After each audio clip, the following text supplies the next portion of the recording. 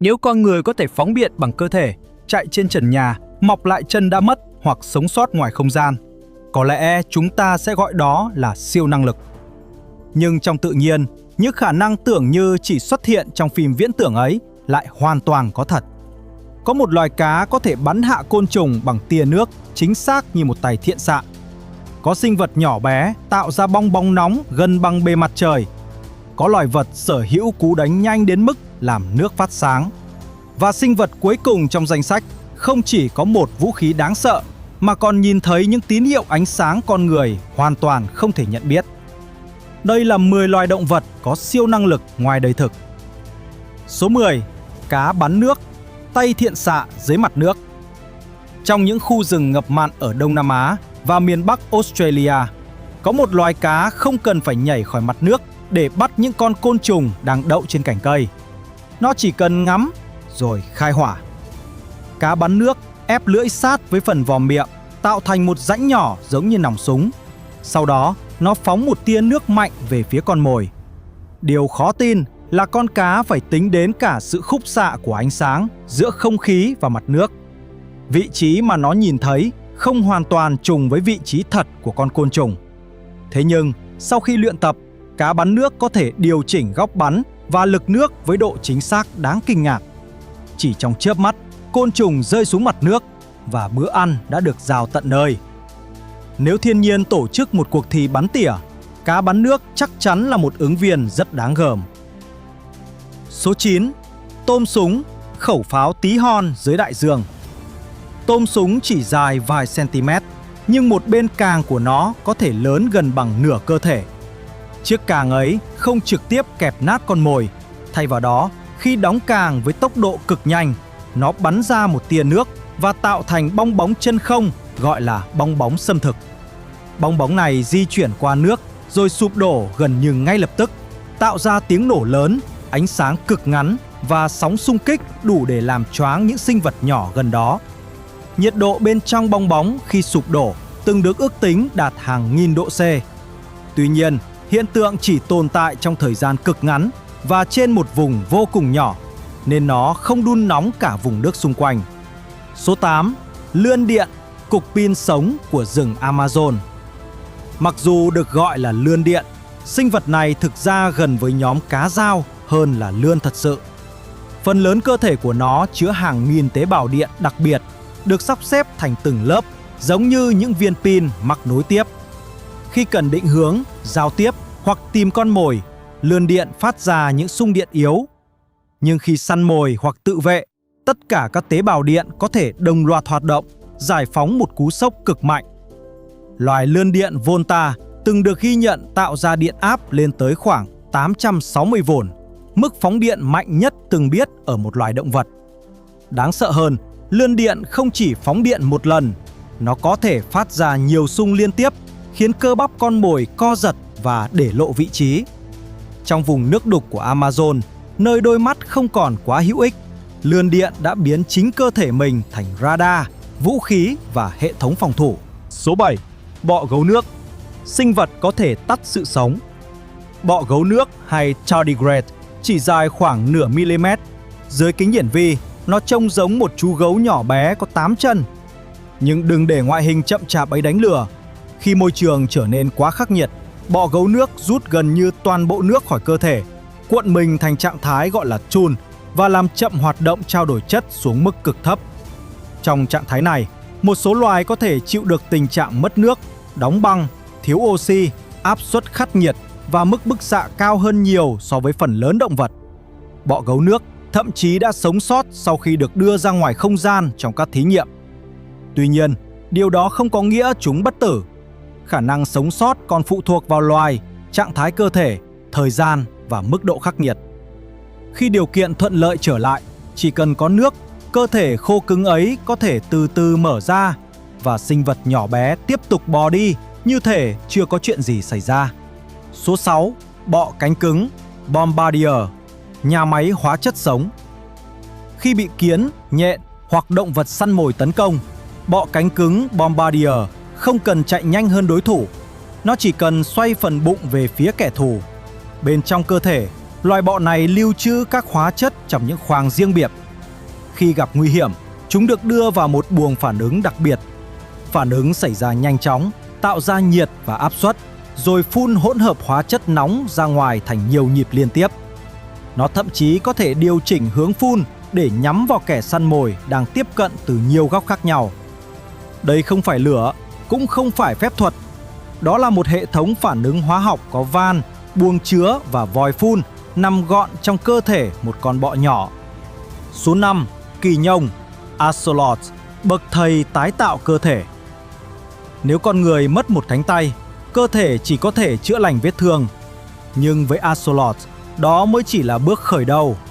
Loài kỳ nhông sống dưới nước này có thể tái tạo một chi hoàn chỉnh, bao gồm xương, cơ, mạch máu, dây thần kinh và da. Sau khi bị tổn thương, các tế bào gần vết thương tạo thành một cấu trúc gọi là blastema. Từ đó, chúng phân chia và xây dựng lại phần cơ thể đã mất theo đúng vị trí và hình dạng. Axolotl còn có khả năng phục hồi nhiều loại mô khác, trong đó có một phần tim, đuôi và tủy sống. Các nghiên cứu cũng cho thấy chúng có năng lực sửa chữa đáng chú ý ở hệ thần kinh. Điều khiến giới khoa học đặc biệt quan tâm là quá trình tái tạo này thường tạo ra rất ít sẹo so với cơ thể người. Axolotl không chỉ là một sinh vật kỳ lạ, nó còn có thể nắm giữ những gợi ý quan trọng cho y học tái tạo trong tương lai. Số 4. Tắc kè, đôi chân chiến thắng trọng lực. Tắc kè có thể chạy trên tường, bám vào kính và treo ngược trên trần nhà mà không cần keo hay rác hút. Bí mật nằm dưới những ngón chân.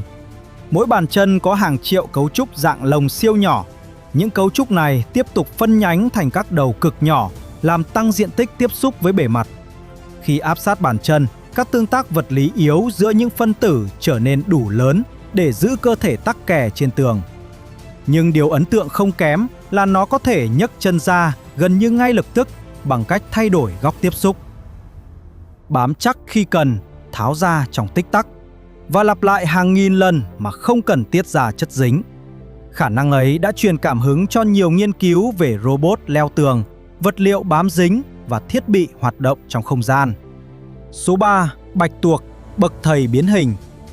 Một con bạch tuộc đang nằm trên đá có thể biến mất ngay trước mắt bạn. Không phải vì nó trở nên trong suốt, mà vì làn da của nó có thể đồng thời thay đổi màu sắc, hoa văn và kết cấu. Trong da bạch tuộc có các tế bào sắc tố gọi là chromatophore. Khi các cơ nhỏ kéo những túi sắc tố này mở rộng hoặc thu lại, màu sắc trên cơ thể thay đổi rất nhanh. Các lớp tế bào khác còn phản xạ ánh sáng, trong khi những cấu trúc trên da có thể dựng lên, khiến bề mặt đang trơn trở nên sần sùi giống đá, san hô hoặc sóng biển. Điều đặc biệt là bạch tuộc điều khiển phần lớn quá trình này bằng hệ thần kinh phức tạp phân bố khắp cơ thể. Nó có thể đổi diện mạo để ẩn mình, đe dọa đối thủ hoặc đánh lạc hướng con mồi. Trong thế giới tự nhiên, bạch tuộc không cần áo tàng hình bởi chính làn da của nó đã là một màn hình sống. Số 2. Chim cắt peregrine, tên lửa sống trên bầu trời. Khi bay bình thường, chim cắt peregrine đã là một thợ săn nhanh nhẹn. Nhưng sức mạnh thật sự chỉ xuất hiện khi nó phát hiện con mồi từ trên cao. Chim gập cánh, nghiêng cơ thể và lao xuống theo một cú bổ nhào gần như thẳng đứng. Trong cú lao săn mồi, tốc độ của nó có thể vượt quá 320 km/h. Một số phép đo trong điều kiện đặc biệt còn ghi nhận tốc độ cao hơn. Để hoạt động ở vận tốc ấy, cơ thể chim cắp phải được thiết kế đặc biệt. Đôi cánh nhọn giảm lực cản, hệ hô hấp cung cấp oxy hiệu quả. Những cấu trúc trong lỗ mũi giúp điều hòa luồng không khí mạnh khi lao xuống. Nó không đơn giản là rơi tự do. Chim cắt liên tục điều chỉnh cánh và đuôi để khóa mục tiêu đang di chuyển bên dưới. Chỉ vài giây sau, cú va chạm diễn ra giữa không trung. Nếu tốc độ là một siêu năng lực, chim cắp peregrine chính là tên lửa có lông vũ của tự nhiên. Số 1. Tôm bọ ngựa công, chiến binh sở hữu 2 siêu năng lực. Đứng đầu danh sách là một sinh vật chỉ dài vài chục cm, nhưng được trang bị cả vũ khí lẫn hệ thống thị giác đặc biệt. Đó là tôm bọ ngựa công. Hai càng phía trước của nó hoạt động giống như những chiếc búa được nạp lò xo. Khi giải phóng, càng tăng tốc cực nhanh và giáng xuống vỏ ốc, cua hoặc con mồi cứng. Cú đánh mạnh đến mức tạo ra bong bóng xâm thực. Khi bong bóng sụp đổ, nó sinh thêm một xung lực thứ hai. Điều đó có nghĩa con mồi có thể phải chịu 2 đòn gần như cùng lúc. Cú đánh trực tiếp và vụ sụp đổ của bong bóng. Nhưng đôi mắt mới là phần khiến loài vật này thực sự khác biệt. Mỗi mắt có thể chuyển động tương đối độc lập, giúp nó quan sát nhiều hướng. Hệ thị giác của một số loài tôm bọ ngựa có nhiều loại tế bào cảm quang và có khả năng nhận biết tia cực tím cũng như ánh sáng phân cực. Không nên hiểu đơn giản rằng nó nhìn được nhiều màu hơn con người trong mọi tình huống. Khả năng phân biệt màu sắc của nó hoạt động theo cách rất khác chúng ta. Thứ đặc biệt là nó phát hiện được những tín hiệu ánh sáng mà mắt người hoàn toàn không nhận ra. Một chiến binh có cú đấm tạo sóng xung kích và đôi mắt nhìn thấy một lớp thông tin vô hình bao quanh thế giới. Trong phim siêu anh hùng, một nhân vật thường chỉ có một năng lực, nhưng thiên nhiên đã trao cho tôm bọ ngựa cả vũ khí lẫn hệ thống cảm biến trong cùng một cơ thể. Những khả năng vừa xuất hiện không đến từ phép thuật. Chúng là kết quả của hàng triệu năm tiến hóa, khi mỗi loài phải tìm ra một cách riêng để săn mồi, trốn chạy và tồn tại. Từ tiên nước của cá bắn nước, cú sốc điện của lươn điện, khả năng hồi sinh sau trạng thái khô của bọ gấu nước, đến cú đấm và đôi mắt kỳ lạ của tôm bọ ngựa. Thiên nhiên đã tạo ra những năng lực còn khó tin hơn cả phim viễn tưởng. Nếu được chọn sở hữu một siêu năng lực trong video, bạn sẽ chọn khả năng nào? Hãy để lại bình luận bên dưới. Và đừng quên đăng ký kênh Bạn Có Biết Không để tiếp tục khám phá những điều kỳ lạ nhất của động vật, thiên nhiên và vũ trụ.